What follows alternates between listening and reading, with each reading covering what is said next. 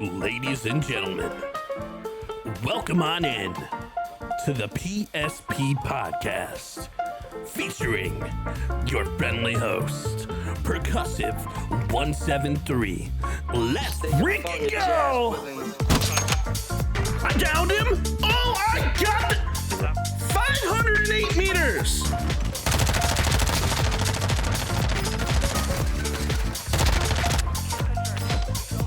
I'm pushing everything right now. Against the Lockman. Dude, this Lockman is so good! Oh my god, I'm disgusting!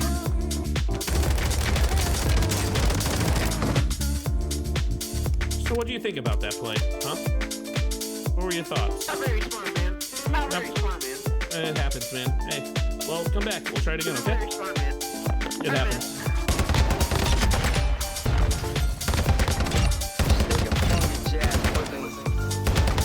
Shit. I guess I'm just gonna shit on him. He's dead. Did I just ace? I just aced. Let's go. Just take a funky jazz with him. Easy triple. Ladies and gentlemen, it is my pleasure to have you be a part of the PSP podcast. And I'm your friendly host, Percussive 173, and let's have a freaking party. Well, ladies and gentlemen, welcome on in. I'm your friendly host, Percussive 173, and it is a pleasure to have you guys in. The PSP stands for Perk Spreads Positivity, because my goal for this podcast is to spread positive vibes literally any way that I know how. And honestly, my goal for in the future, as I grow, is to be able to give back to the community, to give back to you guys however I'm able. And I'm very, very excited to for tonight's podcast. And my goal for this podcast is to educate newer content creators and, you know, bring light to some of the stuff that we do from behind the scenes for the viewers. And I'm very, very excited to bring in our guest tonight. And my goal is to do this in the best possible way that I know how, and show people the different styles, the different influence, the different types of content that other creators have. And maybe we can take that content and integrate it into our own, you know? So my goal for tonight is to introduce an incredible creator. And I really am excited to bring him on tonight and show him and allow him to pretty much talk about his story to you guys. So the best way that I've been told, because him and I do talk extensively, is to post consistent content. This is the best way that I've found to grow. And this goes beyond just posting the standard videos. My mic is messing up. Interesting. Give me just a moment here. I don't think my mic is messing up, but I will also double check that. Un momento, por favor. As I double check the mic, I think the mic has fixed itself. All right, it kind of isn't anymore. All right, perfect. That is exactly what I like to hear. I'm glad that we were able to resolve that, because that makes me feel a hell of a lot better. Alrighty, so anyways, and this goes beyond just posting videos, and this goes beyond just interacting and creating different types of videos. This is interacting on social media properly. This is networking properly. This is utilizing each and every platform that's out there to the best of its ability. And honestly, like, being able to do that, and what I've seen from this man himself, I'm very, very excited to introduce him.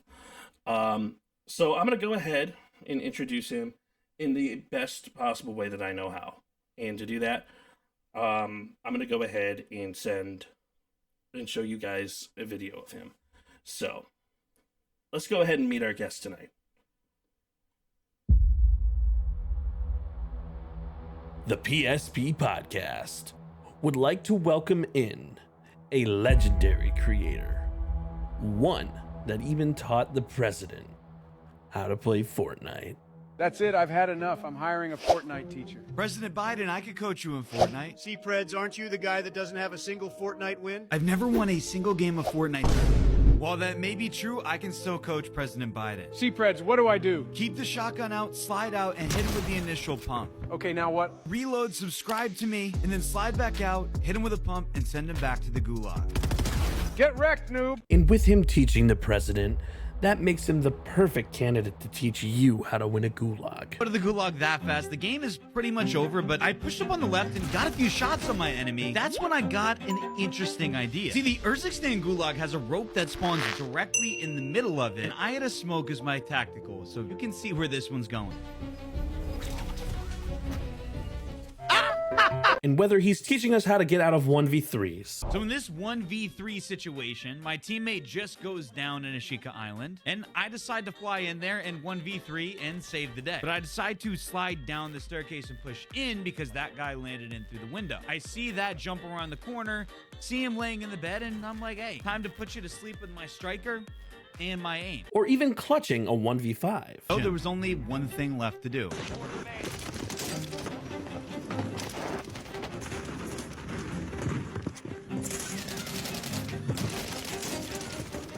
Nice. 1v1, Breds, 1v1.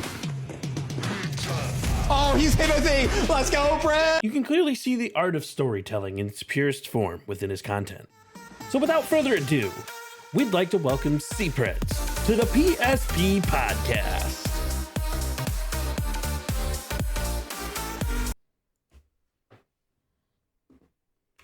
Hey everybody, how we doing? I'd like to welcome on in C-Preds. C-Preds, how you doing tonight, homie? Perk, thanks for having me, man. How we doing? Doing great. Well, I'm doing really well. Honestly, it's a pleasure to have you on. And like, honestly, as you know, and like, as we've talked about, like, I love the way your content is, and I love the way you're able to like really bring the art of storytelling into real life, into your content. So Absolutely. And why don't you tell us a little bit about yourself? Why don't you let the audience here get to know you a little bit? Yeah. So we'll kind of just start with what I spend most of my time doing. So pretty much spend most of my time doing two things. That's teaching and then just making content, streaming, playing Call of Duty, a little bit of Fortnite. I spent a lot of time doing that. Pretty dedicated and focused on that right now. But, you know, if I ever do have any spare time, which is pretty much never, you know, I like fantasy football, things of that nature. If I can ever get into like philosophical debates, I will. Doesn't really happen in COD, you know, but if I can, I will.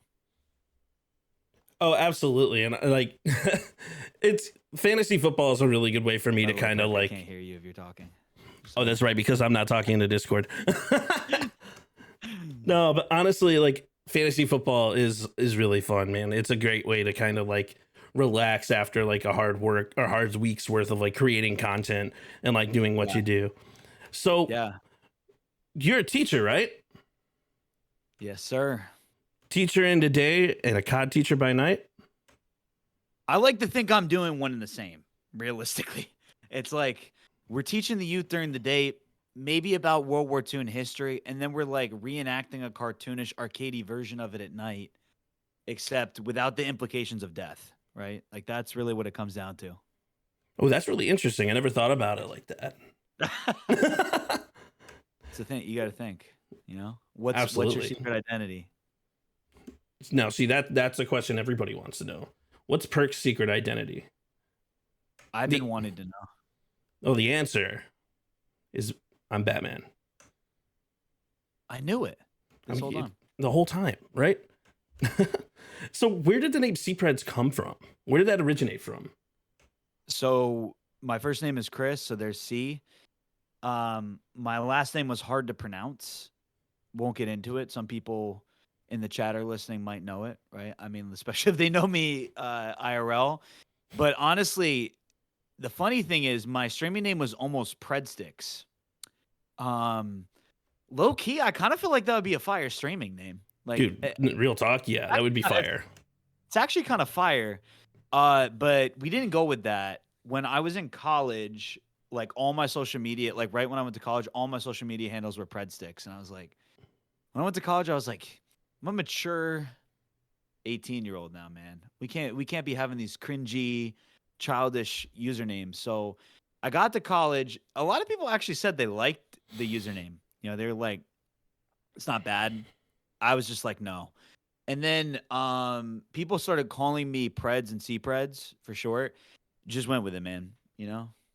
That there's not much of a story other than that. So But that's still an awesome name, though. That like to be able to come up with that and then to really like take the next step and like define what you've been doing as a COD educator, I think is one of the coolest things ever. Like one of the things that I've noticed within your content, and like it's kind of like the baseline of this podcast, is every time I watch your content, whether it's an 8-minute long YouTube video or a 30-second short or like a 2-minute long TikTok post, there's always some sort of story that kind of intertwines itself within your content. So yeah. what made you go from going to just a COD game where everybody's like boasting about clips in the past and like, hey, I'm the best sniper in the world, or hey, I'm the best SMG player in the world, or I'm the number one player? What made you go to storytelling? It's a good question. To be honest, I think it's out of necessity and like innate nature. So like for me, what gets me curious and fascinated is a good story. Like if I see a good story on TikTok or YouTube, I got in a rabbit trail last night. I'm hooked, man. I got to find out what happens next. And I got to compare myself to that. I was somebody who I always got hooked in like English class, man, like Lord of the Flies. Like, you know, think of all the classic stories like that. I'm trying to think of like all the like classic literary stories, like The Great Gatsby, right? Seeing yourself within that character, within the story, has always been something that just captivated me. So it just came naturally, really. And I just wanted to have that skill. When you think about content creation, storytelling is one of the most difficult, most intricate skills that you can get. And I've spent almost 2 years working on it. And it's just something that like I can wake up every day and I just want to tell a better story than I did the next day. And sometimes the stories aren't as good. Like maybe one video isn't as good as the last one was. Maybe the hook doesn't resonate with people. People think it's a little clickbaity or it didn't make sense to them. But there's thousands of people that it does make sense to. And that to me is literally what it's all about. Is how can I take this concept in Call of Duty, whether it be a new meta loadout, some endgame clutch, like the most recent one that I posted today, endgame clutch. How can I make it relatable? How can I put somebody in that moment and make them feel like they're actually there? And that is really what keeps me going.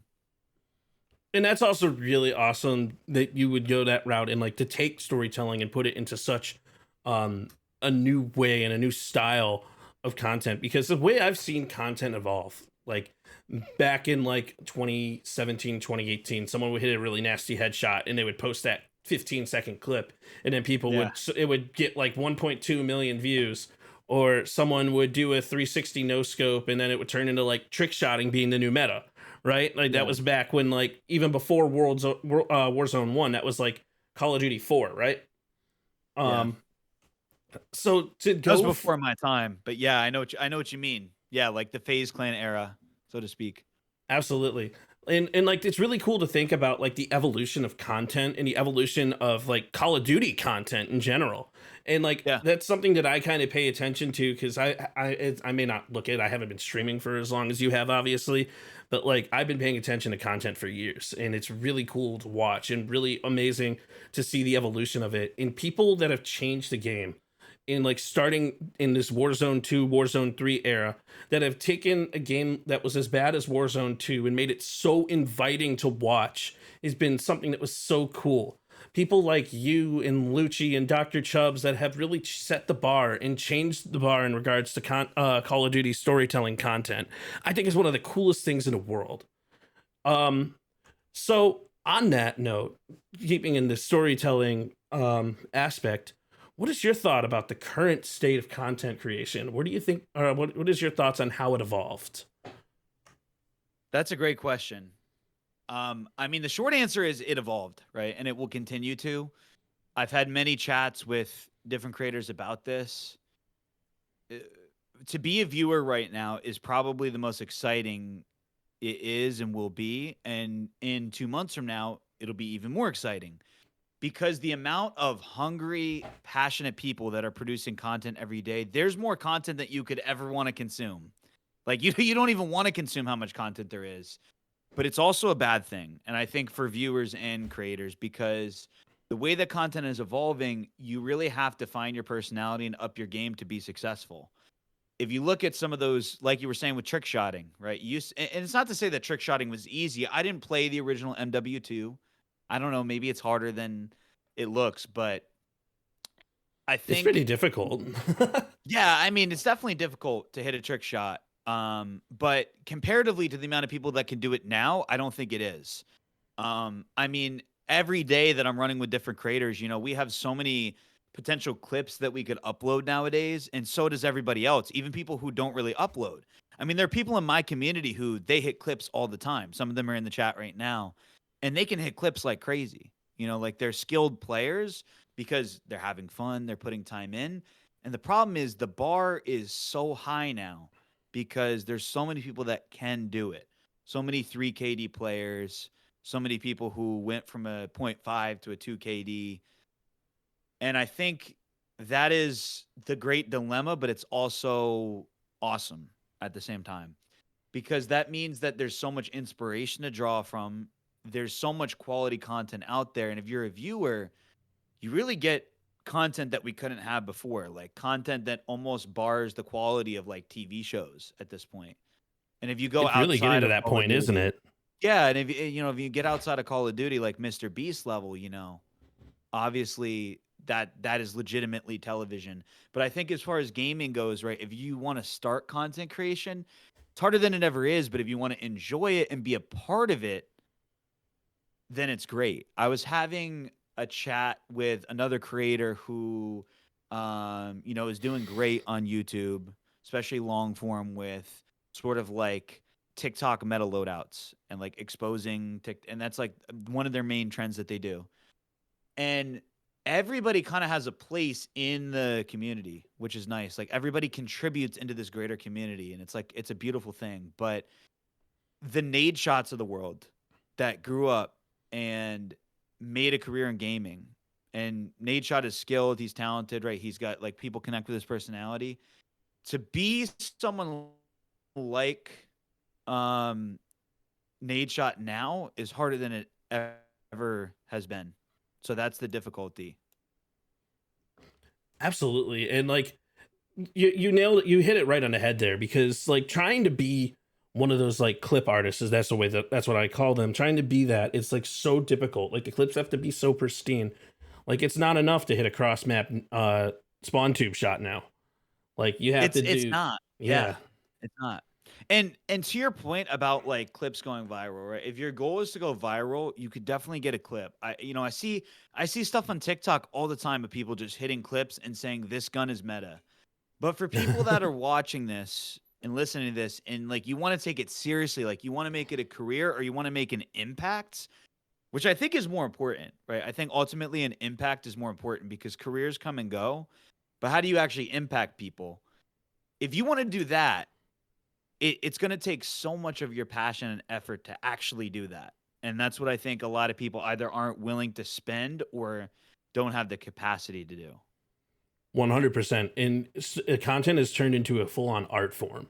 And it comes from the basis that like people like you and I were entertainers. Even this podcast is entertaining to people, and it's content. It's a different type of content, different style of content, but it's still content, and it's still telling the story, and it's still creating an art form from that baseline of entertainment and taking that to like, even from a Call of Duty perspective, going back to the Call of Duty perspective, you're taking those clips, taking that art that you have, and you're turning it into something special. And to do that, you could do it with a story. You can do it with the way you interact on stream, because in my content, the stories kind of write themselves. I don't even have to do like voiceovers on them anymore. Like the way that I talk to people in the stream or in the game, especially proximity chat's a godsend, by the way. That's a whole thing that we can go into. Like the content starts writing itself with the interactions that you have. It's just how you present it and how you do it. So Mhm.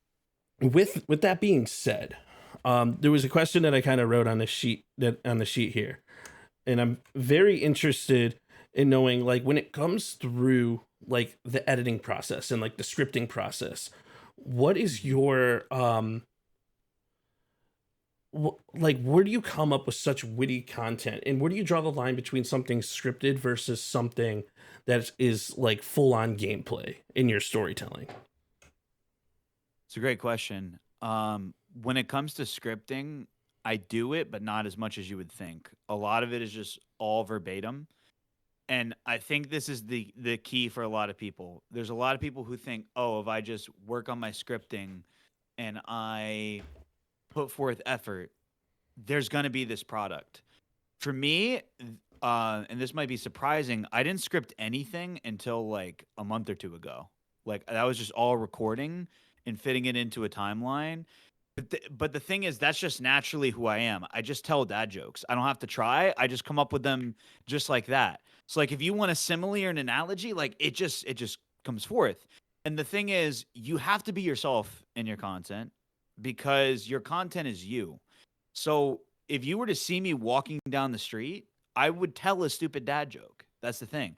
And I think a lot of people want to be somebody else. And I get that because it's hard. I've taken inspiration from other people in my content, but I just had to realize that my content would only go as far as I am as a person if it reflected me and how hard I was willing to work. And that's really what it comes down to. So, for example, after the podcast is over, I'm probably going to be running with the Jay Broski, who's one of my good content creation friends. We ran the other day.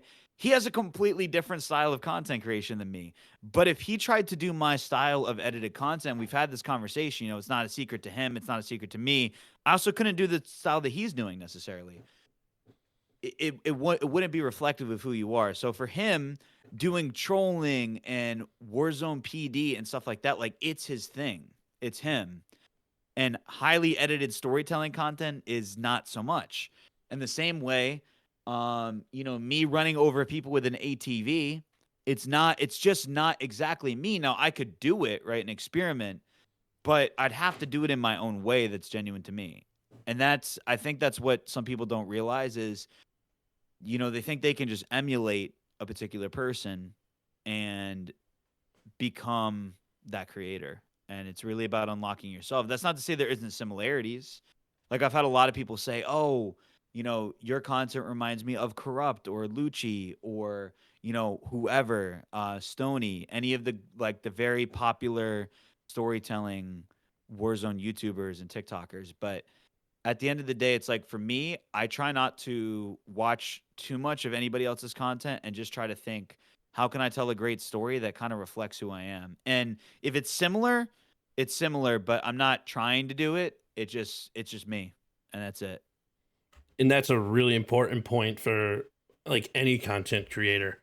If you're trying to do anything with your own content and evolve your content, you need to develop it as yourself. And Yeah. like, for example, I've tried storytelling. I'm okay at it. Like, okay is the word, but like that's just not the way my content works. Like for some reason, for some unknown reason, because you're the one who's like kind of helped me with analytics and understanding analytics. When I look at the analytics of all my content, the trend that I have is when I start utilizing my voice. Like when I start going into my narrator voice and I start going through and talking about this is the game.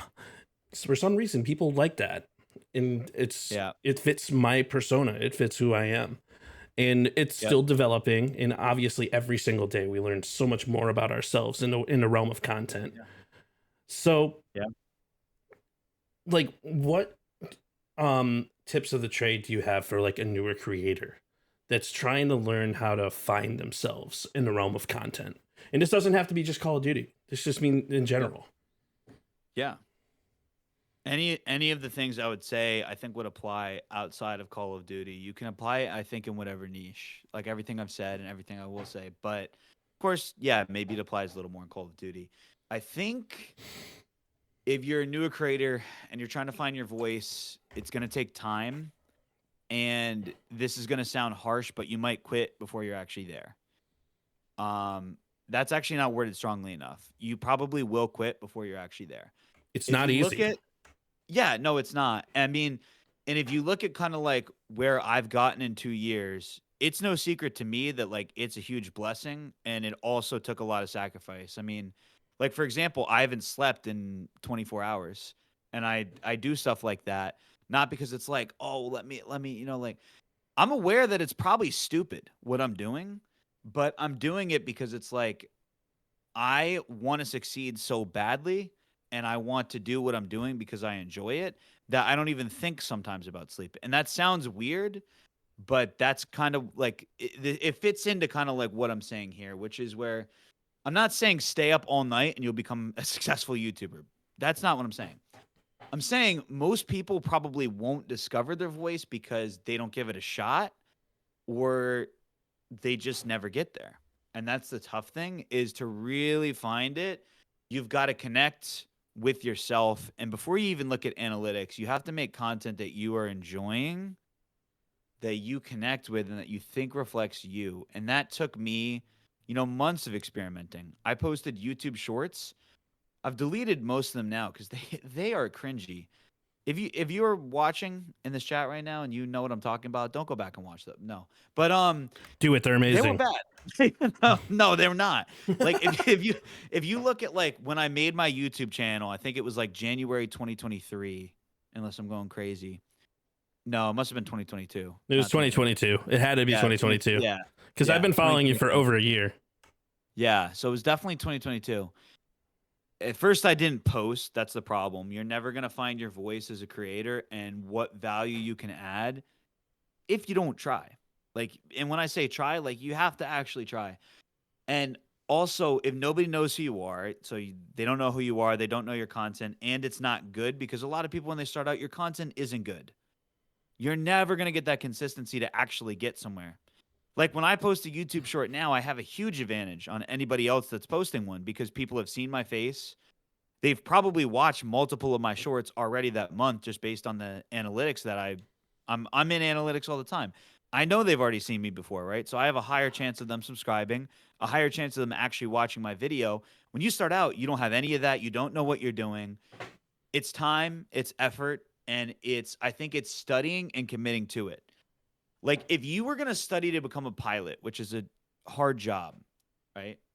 And you got up in that plane, right? And you said, I'm just going to fly to Atlanta from New York. I'm just going to land it. It's going to be fine. You don't know any of the controls. You don't know at all how to navigate through the air. You don't know any of the math that goes into that. That's scary. It's going to I be mean, a bit YouTube- difficult. Yeah, and YouTube is like that except without the risk of death. That's really what it is. It's you're flying into the unknown. You don't really know what you're doing. And the good news is you can learn, you can study. But it takes time to learn that plane.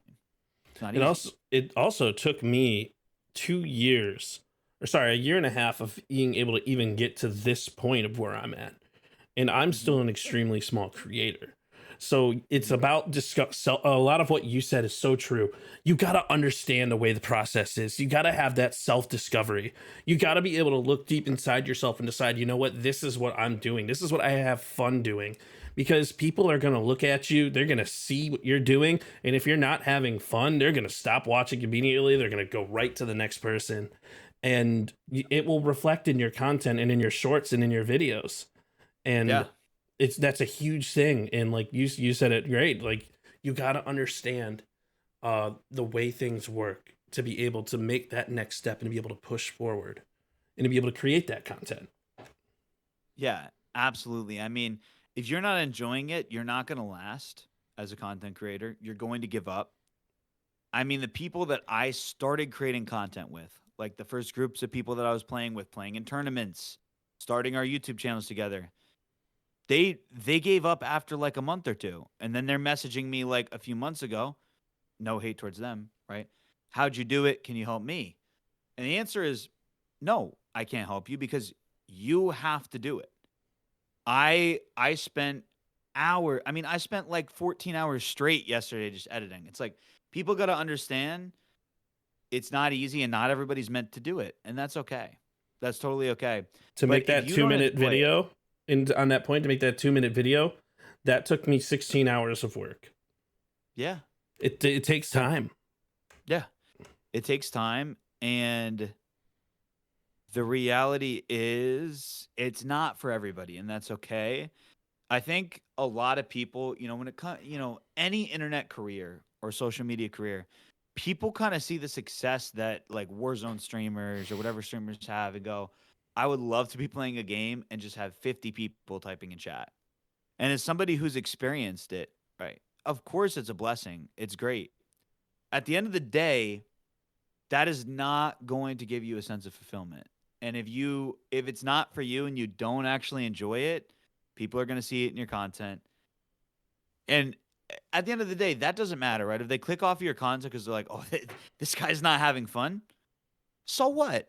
But you're not gonna last, and you're not gonna find longevity in it, and you're not gonna enjoy it. So you're gonna give up on it. And it- a lot of streamers don't even reach 2 viewers. Like that's what a lot of people don't get. A lot of streamers never have even 2 people watching them. I would wager to say 90% never even have 2 viewers that are actual viewers and not just them on their phone. And that's what people don't understand is if you're averaging like 20 viewers, you're way in the top percent, like 99.5%. You're above that many percentage of streamers because there's like 6, 7, there's probably more than 6, 7 million streamers. When it comes to YouTubers, it's even more. So if you hit like 10K subs, you're already in like the 1%. And so that's what you got to understand is like to get to 100K subscribers, it's a huge blessing. You can't take it for granted, but also it's not going to happen to everybody. A lot of people Oh, will give up. absolutely not. Absolutely not. It's very, very difficult, even like where I'm at. I've been streaming for a year and a half. My biggest platform has 892 followers on it. And that's not a diss on any of my followers or any of my personal account. I'm just kind of using that as like a kind of number. Yeah. And Yeah. also, like, what's really interesting, and I kind of want to bring this up, it's a level of perspective and a level of goal of where you want to be when you create your content. Some people don't have the time to put forth to be full-time creators. Like, for example, I have 4 hours a week to edit, and I'm only able to post 2 to 3 videos a week, and I would love to edit more, but sometimes the scheduling doesn't work like that. Versus someone like Shady or you or Bad Bear that has that went into content full time and has that ability and has the time to actually take the edit, and they become good at it because you're honing your skills with everything that you're doing and every day, and to add the storytelling to that content just makes it that much better. And it really is holistically you, and that's what I've seen in your content is the storytelling is just incredible because it's really your personality coming out into the video and even translating that into the stream. Yeah. No, 100%. And I think one thing I want to note about that is most people with my schedule probably wouldn't have made it work. I mean, I wake up at like 5 a.m. I don't come back in the house till 6 p.m. most days. Some days it's worse. Like some days I'm out of the house longer than that. If I go to like a church group on that day, I'm not in the house at all till 11 p.m. So I had to sacrifice to pay editors or sacrifice sleep. And for a while, I was sacrificing sleep, and now it's just both. And I think what a lot of people and to your point, if you can't make it work, don't make a stupid decision or hurt yourself, especially if honestly, where I am age wise is probably like the only time you could do it because if you're super young, you need that sleep to develop. And if you're, like 30, you also need that sleep because it's like you can't do that anymore. But I know where I'm at. I can sacrifice the sleep for now. And then, of course, I'll fix it. Like when I get a little older, I'm not going to do this forever. But I've been doing it about 2 years. And definitely it's taken a toll. I mean, right? I'm not in the best shape of my life because I don't do what I should be doing for my body. But if you look at a lot of the streamers that have been successful, what's the one thing that they had in common? Because there's a lot of differences between them, right? If you look at, for example, like Cypher PK, if you look at like Courage JD, and there's many others, right? They're very different people, personality wise, the type of content they make. Maybe they make more informative content or challenge videos or trolling, right? But one thing that all successful creators have is that they don't give up and they just don't make excuses. And I think when you're working a job like myself that's 60 hours a week, I see a lot of comments on like Facebook and TikTok. Well, of course you have a 3 KD and you have the meta loadout because you have time to do that. And it's like, homie, I play the game like 10 hours a week max. And I know one of my good friends, Cup of Joe, he's the same way. He's got a job, he's got a wife, he's got a kid and 2 channels just like myself, and he posts TikToks. I talk to people like Joe all the time, right? That they don't have the time, but they make it because they just want it more than other people do. And that's what it comes down to. So I just wanted to throw that out there. In Orange Persuasion, that's a very good point that you brought up in chat. Consistency, passion, patience, and perseverance. That's the way you move mountains. And it starts with self-discovery and self-growth. And is the way I like to describe it. It's your story, the way that you're writing it, in the manner of which you're doing it, and it's never ending. It's just continuous. You're writing a story that has no end. Even after you pass, your story still continues. And that's what people forget. But in regards to content, it's taking that and allowing that, even in putting that out there in a video, it's allowing your creative juices to flow. And a lot of the times that happens to me, like right as I'm getting ready to go to sleep. And I'm like, no, I have to write this down. Yep.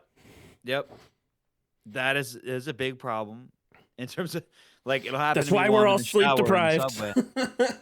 Yeah, I mean, to be honest, yes, because what a lot of people don't realize is like a lot of people are like, yo, it must be great to be a content creator, man. You're famous, dude. You got nothing to worry about. Like you could just sit all day and make videos. Yeah, I wish. You never turn off. Like legitimately, I work all day and I love that because I wouldn't have it any other way. I've done it pretty much my whole life in different ways because for me it's like I like to stay busy. It just makes that just makes me feel whole in a sense. But that's what makes it so hard is you never really turn off. You never really rest. That's something I would like to get better at because I think there is a way to do it. I just haven't figured out a way. I think I don't think anyone has. I mean, I think some people have figured it out better than others. I know people talk about it, but I know a lot of people like even like my other friends who are creators, like they'll be like, I'm out with my girlfriend. Oh my goodness, this is great content. Hey, honey, what are you doing? Oh, well, I'm writing down this amazing idea that I'm going to be using for an 8-point story video. You know, an 8-minute story video. Yeah. I mean, yeah, I think,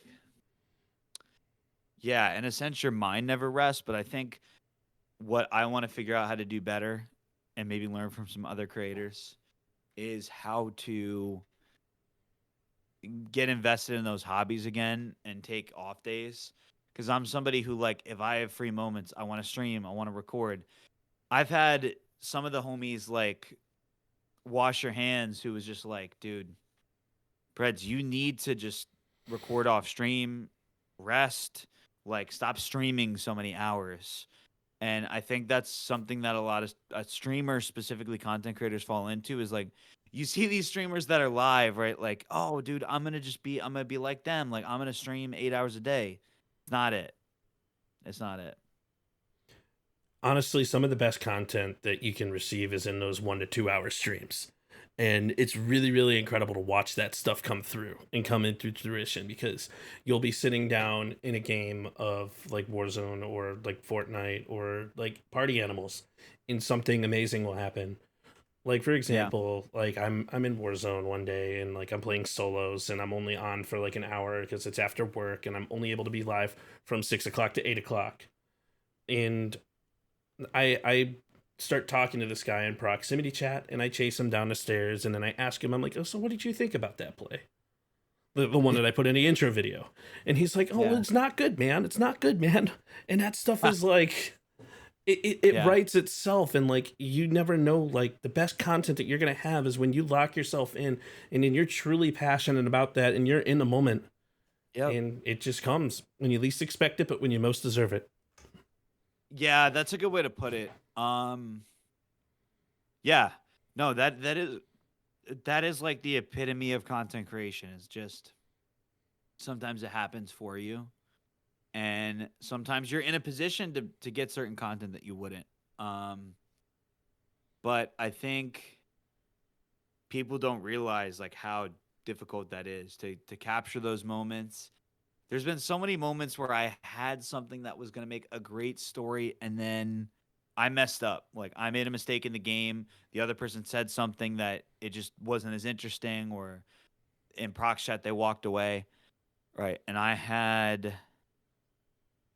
a moment yesterday where, and this was on stream, so some of the people in chat, you guys saw this and you know my pain. I wanted to turn it into a story anyway, but I didn't. 16 kills in solo duos. I'm making a gas play, right? I buy a UAV, I buy a gas mask, I've got stims, I got munitions. I could survive in the gas forever. I don't know where one of the last four people is. The circle is super small. It's in Vondel. There's buildings. I'm running around the buildings trying to thread my way into the gas and happen to pull up on a dude who's just laying right on that edge. I thought he might be fighting in the gas himself. Unfortunate. Get unlucky. Barely lose the gunfight and miss out on like what could have been an immaculate story. And I could have played it differently. And I could have done this or that. But that could have been a killer story. And for me, that's the tough thing, is like you have those moments and sometimes you can't force it. And I've had to realize I've forced it on some stories that it's like, why did you post this, bro? But it gets 100K views, right? And so for me, it's like, if the result is there and I'm enjoying it and my community enjoys it, I'm going to post it anyway, because there was a point where I had people in my chat that were like, when is that video on how a water bottle lost you a game of Warzone coming out? And in my head, I was like, the heck? That's such a stupid video idea. Like, only I would come up with that. But hey, if people enjoy it and I'm enjoying it and the results are there too, that's the three things that you look for. The people remember that. It's something that people that can remember. It's a hook. And that's something that I've seen you really excel at, is you have some of the best hooks out of any creator I've seen. The way that you start all your stories is with that hook itself. So going back to the storytelling and the art of storytelling, why don't you tell us a little bit about your mindset when you go into something like that and creating those hooks, and how you develop into the rest of the story throughout some of your videos? The hook is the thing I spend the most time on.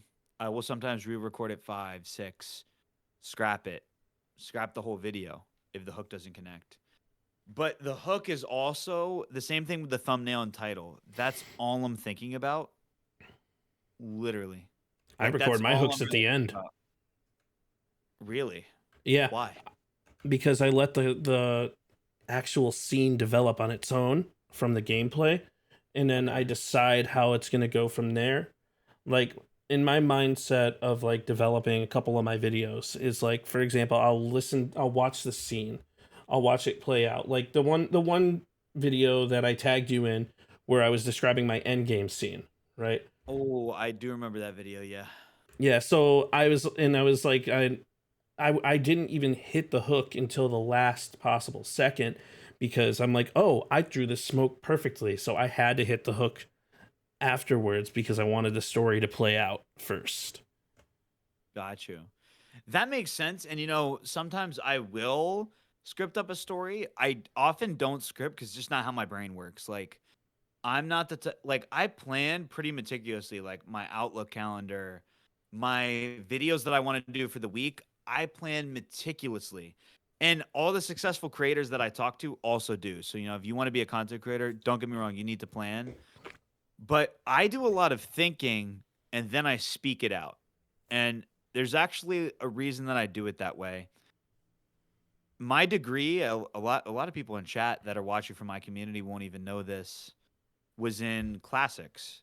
So I studied Roman and Greek mythology, Latin and Greek, right? And what did all those great storytellers do? Well, storytelling was an oration. It was all verbally. You didn't write down stories. So the story was different every time. Some people think that's a bad thing.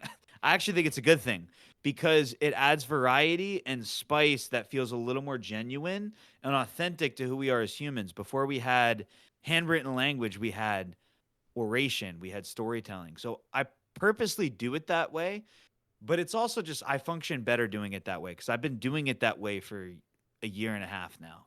Is I personally, to keep myself more efficient, is legit, I'll just just record, and I'll put it directly onto the timeline and see if it matches up. Oh, I didn't like how that sounded. Re-record that. Maybe I didn't punch the right word. Re-record it.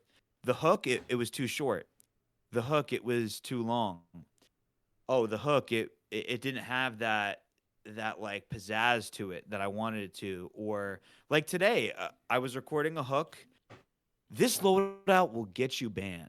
And I re-recorded that like 7 times. But once I came up with the hook, I stuck with it because I knew it was a good hook. That's all I had to do. And then I settled on this loadout will get you banned, because banned, if somebody wants to understand the story I'm about to tell, they have to understand, oh, okay, like it's about being banned, and they have to feel that emotion. And that's what, as a storyteller, you can always improve. And that's something that I've tried to really improve with. I was working with like a professional content manager for the last month, and that's mainly what we did. Was we literally just worked on how can I make my storytelling even better, because I want to make it better. And that's the thing that I'm working on, is really getting that emotion, intonation into the storytelling. And so if you've been watching, anybody listening has been watching my stuff, you might have noticed that I focus more on that. And that's really interesting that you bring it up, the even like the inflection of your tone versus this loadout will get you banned versus this loadout will get you banned. There's a whole difference in the way that hook grabs somebody. Yeah. Like intonation, like looking at the way things are. Like speech is a very powerful tool. It's so powerful. Yeah, so powerful. I mean, think about like even from childhood, right? You can feel emotion, and like the way that even like a child who can't speak, right? They can still use that emotion to communicate. And so people don't realize how intuitive people are. But I think another thing about hooks on YouTube, especially, people don't realize that nowadays, like your hook has to be so good. All of my hooks, ideally, are less than 2 seconds. I try to time them for a minute and a half. No, sorry, a second and a half. That's every hook. So I want it to be 5 to 6 words. And then I get right into the story. So I think what I did today was, did Warzone 3 steal this from Rebirth Island? A little bit longer. It was longer than I wanted it to be. I could have said, did Warzone steal this from Rebirth? But I want to be very specific, because people are wondering, oh, why Warzone 3 specifically? Like, what's new about that? And, oh, Rebirth Island? What does this have to do with it? And so I'm trying to inspire curiosity. But even in that story, that my last short that I posted, I want people to think about the gas plays they used to see from me and others. And that is a part of the story. So the hook there is, yes, it is an element. Like some people would use the word clickbait. I simply disagree, because I think if you follow through on some sort of quality story, it's not clickbait. And the analytics from that video are showing people didn't feel it was clickbait. But there's always going to be somebody who's like, oh, they didn't steal anything. What are you talking about? And to those people, it's like, yeah, just keep commenting. I don't care. I'm not going to change anything. So, but you also, to a point, you want it to be clickbait. In a way. In a way. I mean, well, that's what I'm saying is, like, if you want to succeed on YouTube, a lot of people don't realize you have to do that.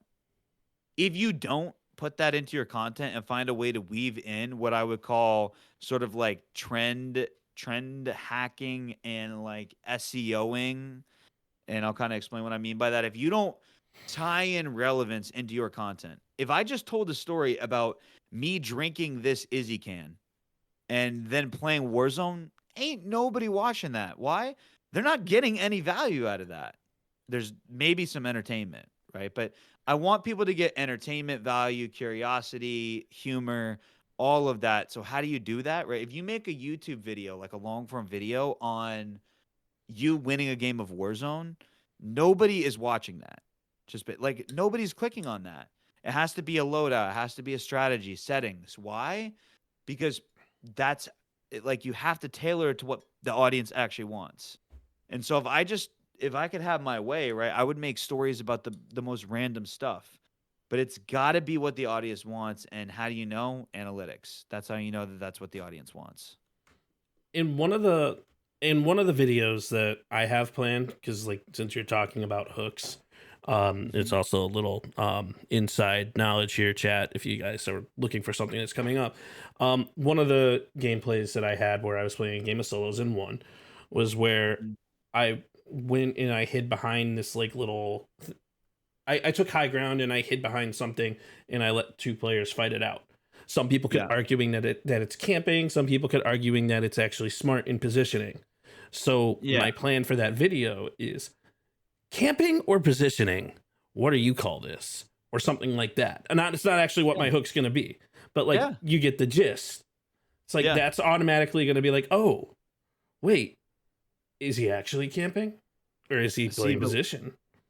But let me challenge you a little bit. What if you take a little bit of a stronger hook and you say,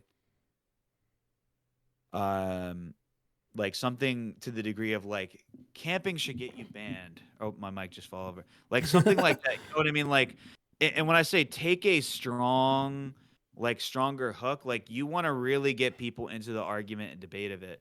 Because I think camping or playing tactically, you tell me, I might swipe off that. And here's why. It's like, why should I care?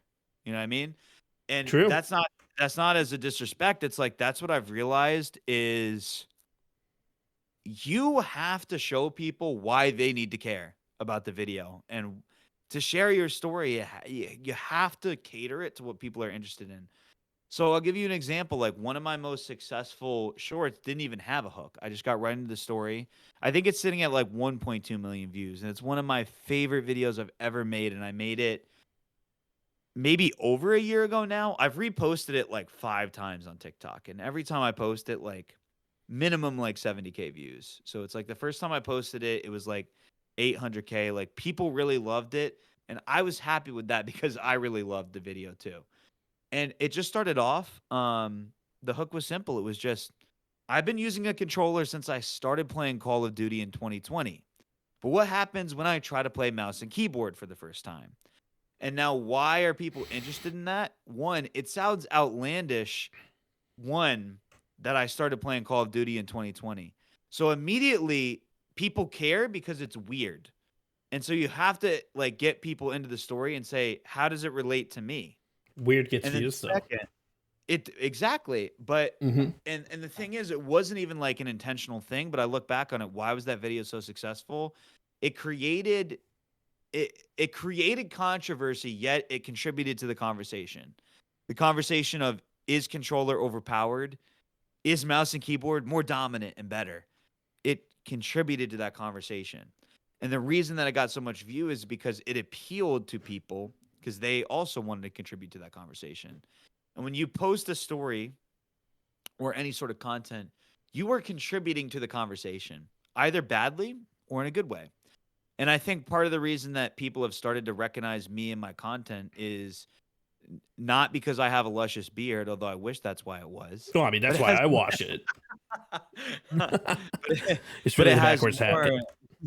That's definitely what it is. I mean, it's definitely the fact that I always wear literally the same hat and headset, but no.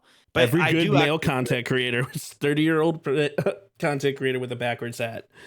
Yeah, right? Total D jokes. Yeah. I'll be 30 in 4 years, man. So I don't even want to think about how washed up I'll be then. But Oh man, I have 5 years on you. yeah.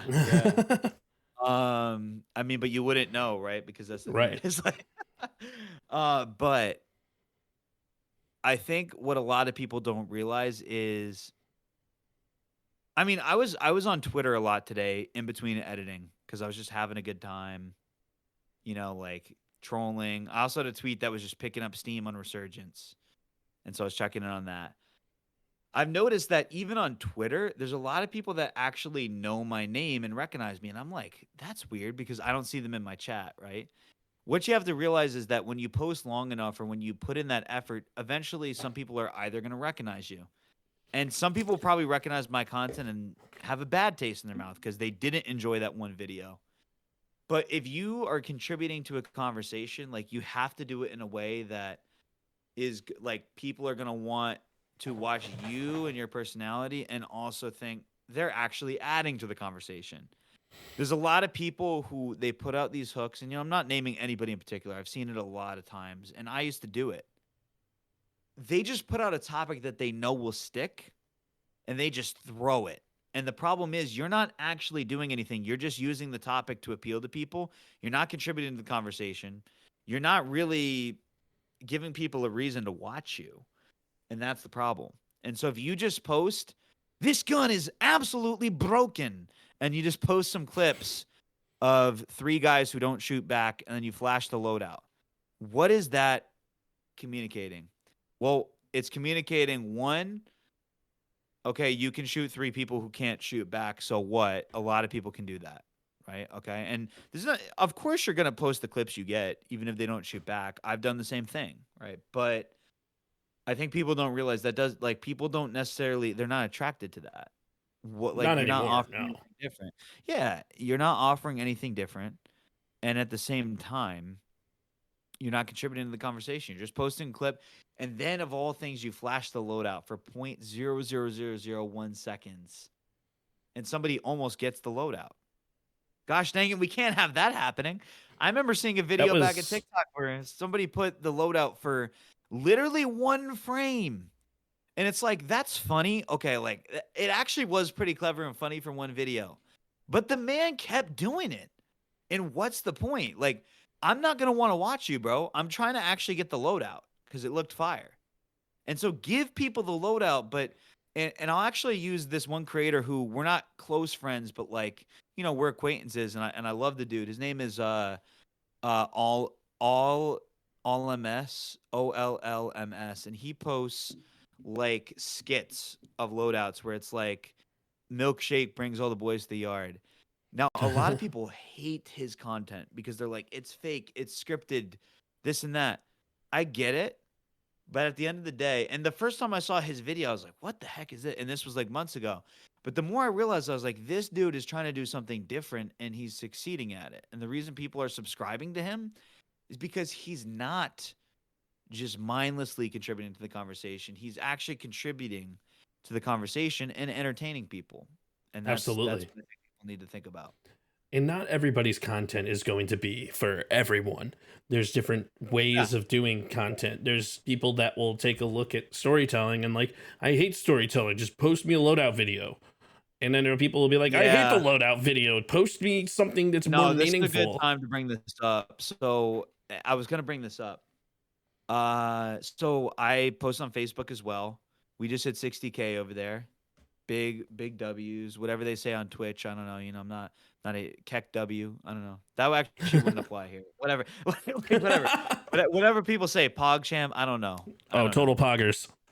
Yeah. The chat can tell me what people say on Twitch. I don't know. I'm a YouTube streamer, right? I don't know.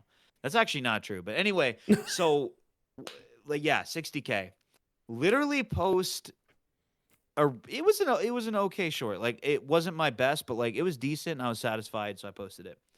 The first comment on it is, and this is after a minute of it being posted on Facebook, so it's not even hit the algorithm, 52 views in a minute, right? And this guy comments, well, RL Stein, maybe if you stop trying to tell stories and actually just post clips of you dominating the lobby, people will actually watch. 52 views says it all. Nobody wants to watch this storytelling crap. Post some clips next time. And this man has commented, I think, on 8 of my videos in the last week. Now, there are times that means where he there's made so it. many comments. Yeah, I guess so.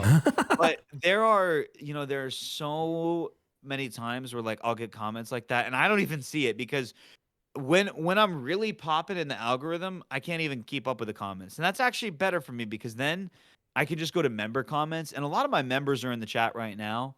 Much love to my members. I just read their comments because it's like, at the end of the day, who really freaking cares if George, a 22-year-old from Seattle, doesn't like my content, bro? And that wasn't targeted at anybody in particular. But like, who cares? It's like, my members in my community, if they're enjoying it, and there is an extended community that's within my audience that returns every month. They haven't subscribed yet, so I got to do something a little different, but they're enjoying my content. That's who I'm posting it for, and because I'm enjoying it. And so I think what I was saying with all that, my sleepless brain here is starting to lose track of where I was going there. I'm off the wheels here. But the point is, the audience might not resonate with what you're saying. They might complain, this and that. Ignore it. If you're enjoying it, you know your audience is enjoying it, and the analytics also prove that. Why are you going to change anything? And this guy saying, "Oh, it only got 52 views. That's hilarious." Is like, I was just laughing so hard at that because literally within the next 2 hours, he was wrong by like 17,000. And it's like, you can't worry about what people will say. Take feedback that is legit. If one of my community members comes up and they say, "Hey, Cpreds, you either need to stream more or less. Could you do some customs or member games, or could you do a video on this?" I'm always going to listen to that and try that. Or if one of the homies says, "Bro, what are you doing? That hook was trash." I'm always going to listen. Like, I have a bunch of creators that I text that are like my closest friends. And if they ever tell me something in confidence and feedback, they have no incentive to lie. They're the homie. We all want to see each other succeed. I'm going to listen. Some random stranger on the internet, if I am checking comments, which I try to do because I actually do enjoy engaging with the community. I think it's one of my favorite things about it, even if they're not like in my community. Don't take it to heart. So that all to say, like, yeah, storytelling isn't for everybody, but that was a funny anecdote that I just thought of from Facebook gaming. The comments are so funny to me, and especially on like when you have like a successful YouTube video, like the M4 video where I posted where I was trolling somebody for using an M4, and then the M4 community on YouTube got mad at me and started yelling at me saying, "Why would you troll an M4? It's there, it's in the game. Why are you getting mad at an M4?" And I'm like, I'm not getting mad at an M4.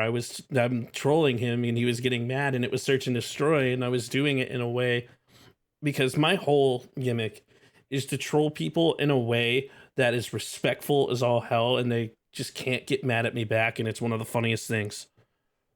Yeah. And people fun. love that.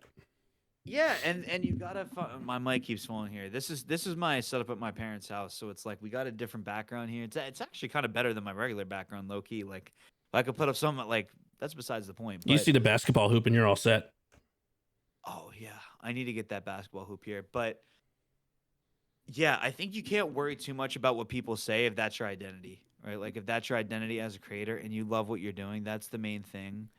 Now, I've had a real talk with myself recently about pushing myself to expand out of Call of Duty. And so that's why I've started posting Fortnite on TikTok again. When I say Well, that, I mean, you taught a president how to play Fortnite, so. Oh, yeah, but no, was not a good idea. The president should not listen to me. But that's an example, right, of like Fortnite for me. Because I love storytelling, my first Fortnite TikTok, it just happened to pop off by chance.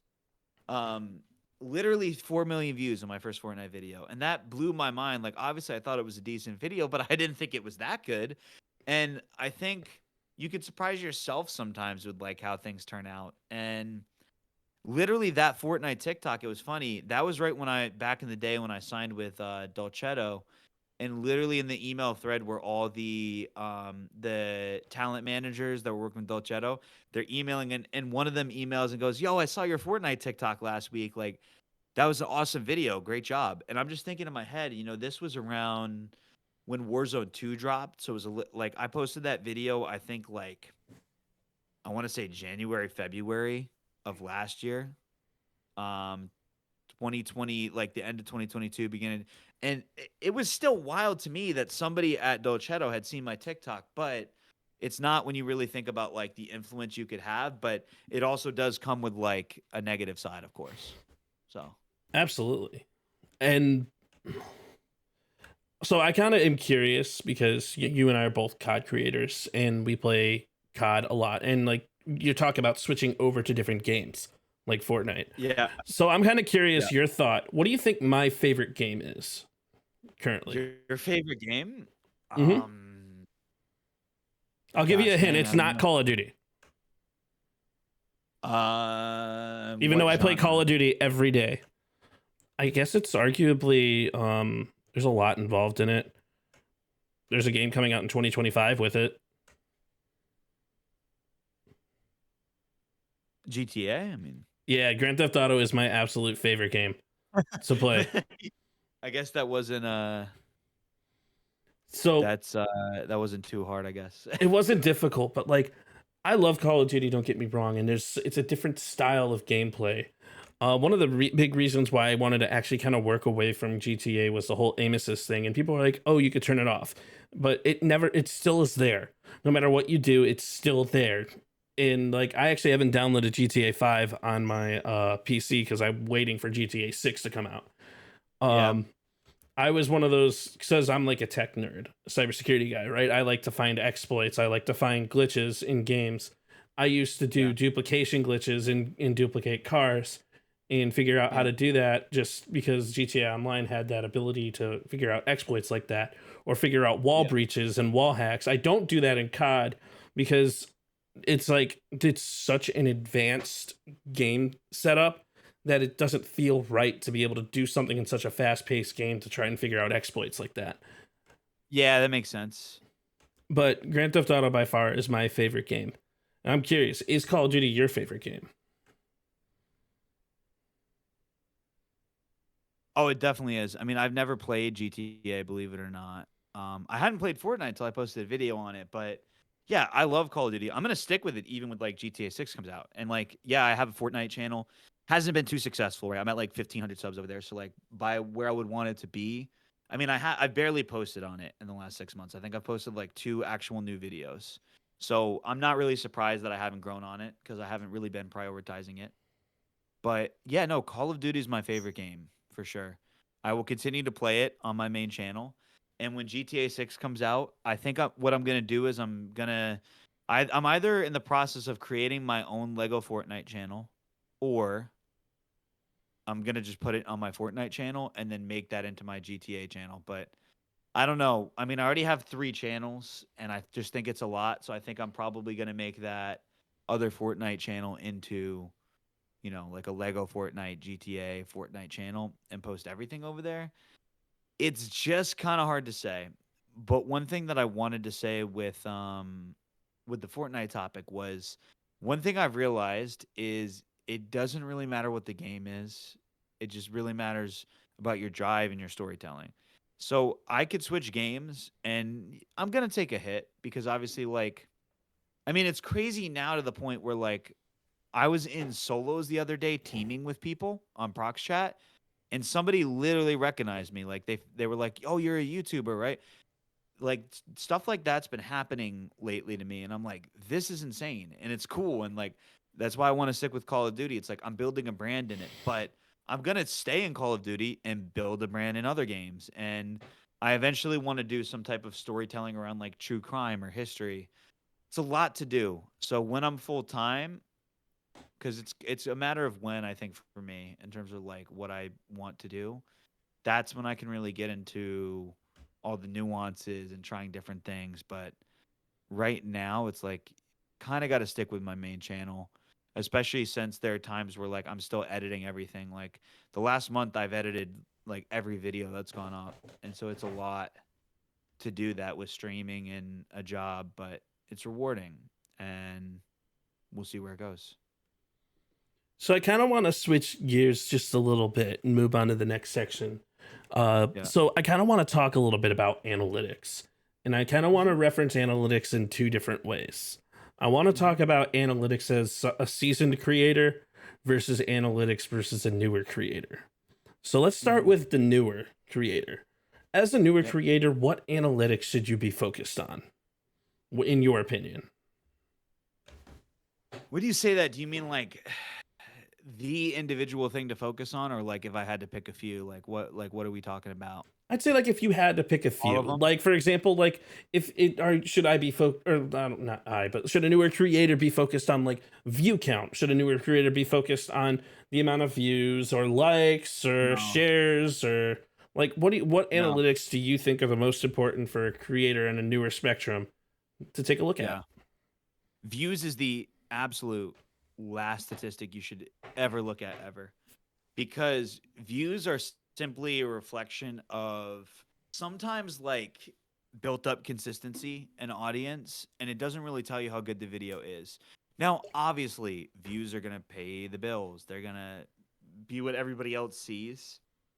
It's not like obviously they're not pointless. Like there are times where I have a video with terrible statistics, on Facebook or TikTok, it just had a terrible, and it still got views. Um, but I think you should focus more on like average view duration, swipe rate, click through rate if it's long form. Um, and there's even like more advanced stats. Like a stat that I look at that I don't really talk about with a lot of people is views per viewer. Like basically, how much content in a month does that viewer consume of yours? And if it's something like 2.2, that's generally good. But and YouTube just gives you that. And if it's lower, then it's like okay, they only saw that one video view. So for me, that to me measures my returning audience. In this month, like November into the beginning of December, was definitely one of my worst months in a while. And it's no secret that that was down, but it was because I wasn't posting enough content. And so I kind of took a break and was working on storytelling and was getting ready for Warzone 3. I don't know if I regret it because it's like I don't know. It's not really like I was resting, to be honest with you. So it's tough to say, but like those are the statistics that I would say a lot of creators don't focus on enough. Like if you're posting shorts, the number one analytic, in my opinion, swipe rate. And nobody really focuses on it for newer creators. That like, cause think about it. If you post a YouTube short and it pops up on everybody in the chat's feed and my feed, that's a decent amount of people within a minute that are seeing it. And a lot of times you'll get, at least even if you're a small creator, a few hundred views of exposure always. And people are like, it's not fair. I'm not getting views. Well, 100 people saw your short. If everybody swiped on it, the odds are probably other people are not going to watch it. And so the swipe rate is huge because if I don't watch your video, it doesn't matter if the video was good. It just doesn't. So Not swipe just rate, swipe rate, but when they swiped out too. And that's a huge well, statistic I so love on YouTube. yeah, so yes, but I don't really actually look at that because here's why. If the what I shoot for is minimum 70% viewed and 30% swipe. I'm okay so I'm okay with 70. I aim for 75 and if I get 80, it's viral instantly. So I know that. If I get above 80, that's going to be at 1 million views that week probably. So the president video that you showed, I had one that's at 3 million views. That had an 85% view versus swipe ratio the first week. It went uber viral. It got 600K views in a day, right? So that's why it's going to go uber viral. So if your swipe rate is most important, but then it's AVD. So as a creator, you have to ask yourself this. If they chose to swipe away, why? Is it a bad idea? Bad execution? Did my voice crack? Does it sound annoying? Is my editing bad? My quality bad?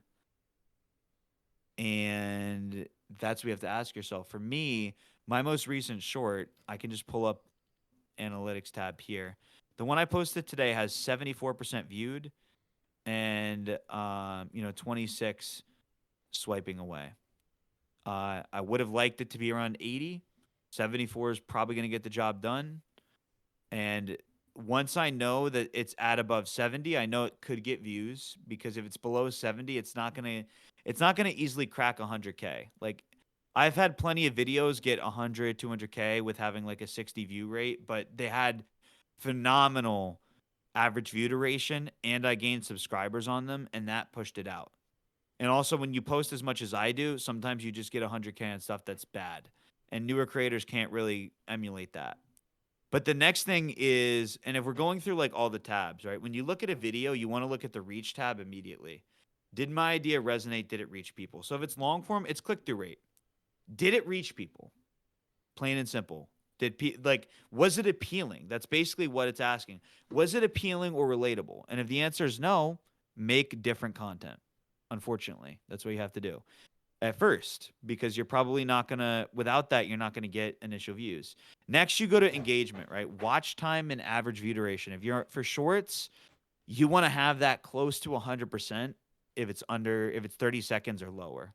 If it's not 100%, you probably could have done a better job. Like I posted 3 roughly 30-second shorts in the last week. They all had like 92 to 130% AVD. and they're going to get pushed because of that, because the swipe rate was around 70. It was okay. And it's going to get pushed. But the video that I posted today, it's at 50 seconds of watch time on average. And the video is a minute. So people are watching like 83% of that. And the watch time is reflecting that. It's at 200 hours of watch time already. Just post the video. That's what I look at next. Next, I look at audience. Is it returning viewers? Is it brand new? And how many people subscribed?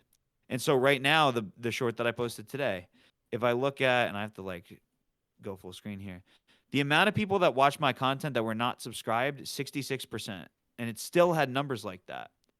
But that doesn't tell the full story, right? Those people might have seen my content before and they just chose not to subscribe. Maybe they don't subscribe to people very easily. Maybe they're like, his content's okay, but I don't really identify with it. That's okay. I don't really want them to subscribe unless they really feel compelled, because they're going to keep seeing my content if they've seen it before, most likely. And that's a only big thing with me too. Yeah.